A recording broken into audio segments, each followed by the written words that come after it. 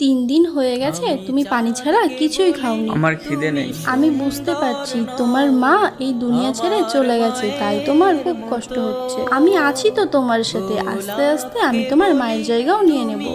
নাও, খেয়ে নাও। আমার মায়ের মতো।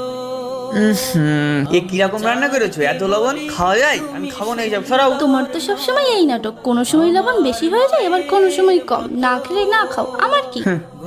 যখন আমার মা বেঁচে ছিল। তুমি মিষ্টি নও। মা, এ কি রান্না করেছো?